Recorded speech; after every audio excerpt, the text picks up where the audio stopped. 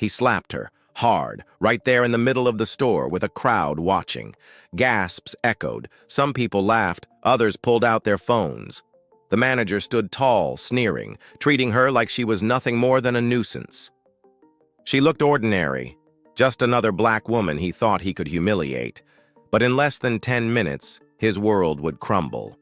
What he didn't know, she owned every brick of that store. Would you have stayed silent or spoken up? Tell us in comments. It was supposed to be just another quiet afternoon.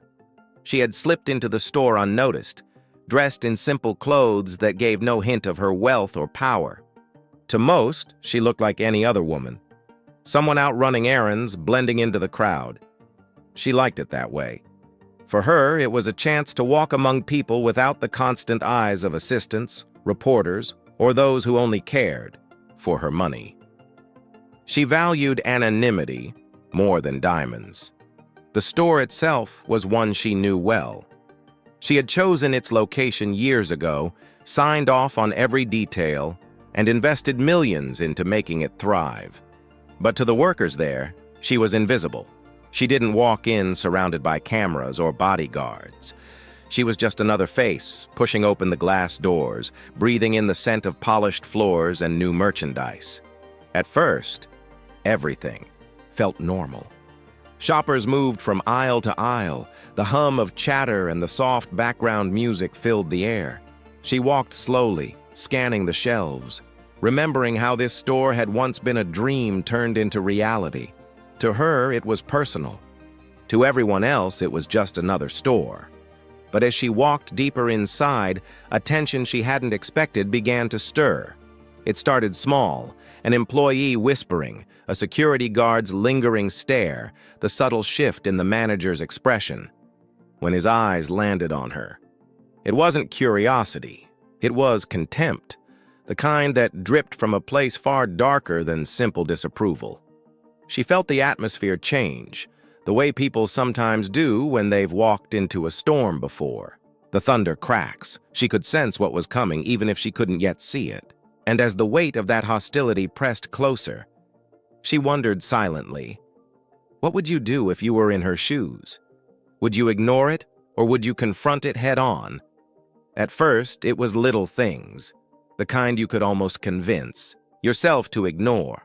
A clerk walking past her without offering help, a customer service rep smiling at others but tightening their jaw when she approached. It was the kind of silent judgment she had experienced before, the unspoken belief that someone who looked like her didn't belong. But then came the manager. His presence was impossible to miss. Loud voice, sharp suit, the type of man who thought the store was his kingdom. He spotted her and his demeanor shifted instantly. His smile faded, his chest puffed out, and he moved toward her with the slow, deliberate steps of someone ready to assert dominance. He asked her why she was touching items she clearly couldn't afford. His words weren't a question. They were an accusation. Around them, a few customers stopped browsing. Heads turned, phones tilted upward. In that moment, she wasn't just a shopper anymore. She was a spectacle.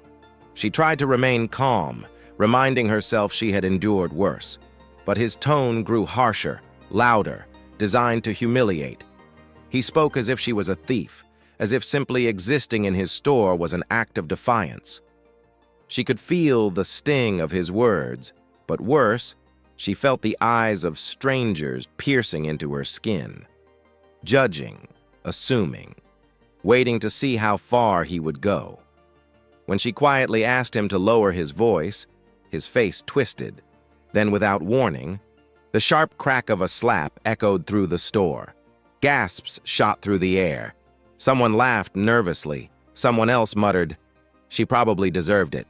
The sting on her cheek burned, but it wasn't just the pain. It was the raw, public humiliation that cut deepest. The crowd grew bolder now, whispering, recording, feeding off the spectacle.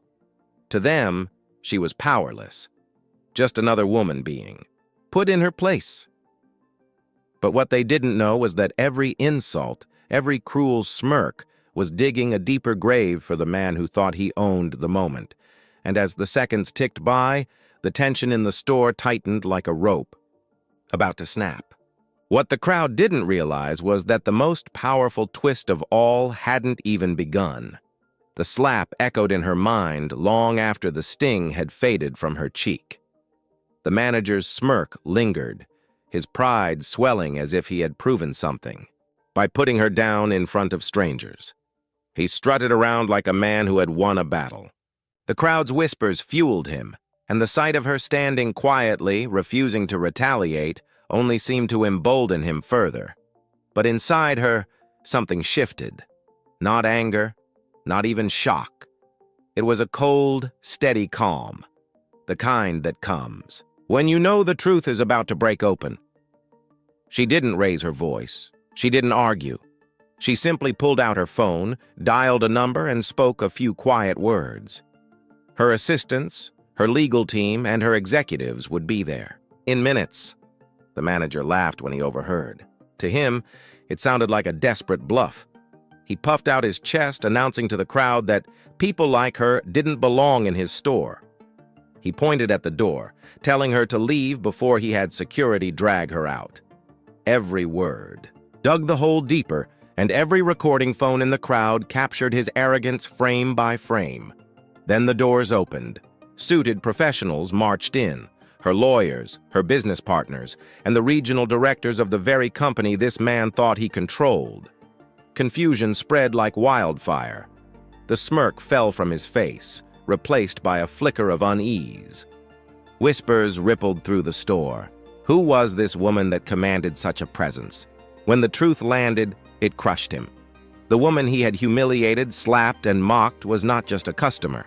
She was the billionaire owner of the entire chain. The very store he managed, the career he clung to with pride, belonged to her. His face drained of color.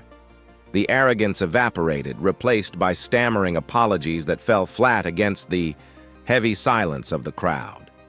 Every customer, every employee, every set of eyes that had watched her humiliation now watched his unraveling. And in that moment, the power dynamic flipped entirely. The man who had slapped her in public now stood, trembling, exposed, and powerless. The same crowd that once whispered against her now turned against him, recording every second of his downfall. Tell me, what do you think should happen to someone who abuses power this way? She didn't need to shout. She didn't need to return the slap. Her silence was louder than any outburst.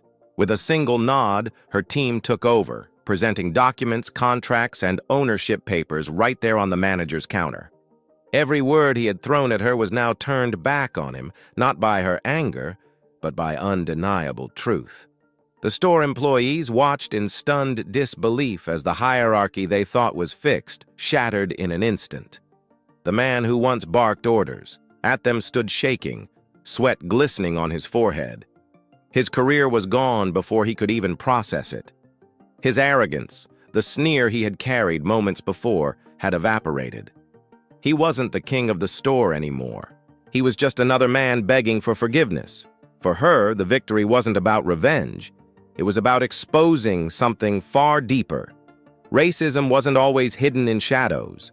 Sometimes it stood right in front of you, dressed in a suit, using power to humiliate. And when it was exposed, it revealed not just one man's prejudice, but a system that allowed it to thrive. As she turned to leave, the crowd parted, silent now, their phones still recording. The same people who had once whispered and judged, her now stared in awe. She didn't gloat, she didn't linger. She walked out with her head held high, leaving the weight of her dignity to crush every ounce of arrogance left behind. But the story didn't end there. News outlets picked up the footage. Social media erupted with outrage. Millions watched the clip, not just as a scandal, but as a reminder of how quickly people judge based on skin color and how wrong those judgments can be. And that's the real question. How many times does this story need to repeat before people finally learn? Before respect is given without needing proof of wealth or power? Tell us in the comments. If you were standing in that store, what would you have done? Would you have stayed silent or would you have spoken up?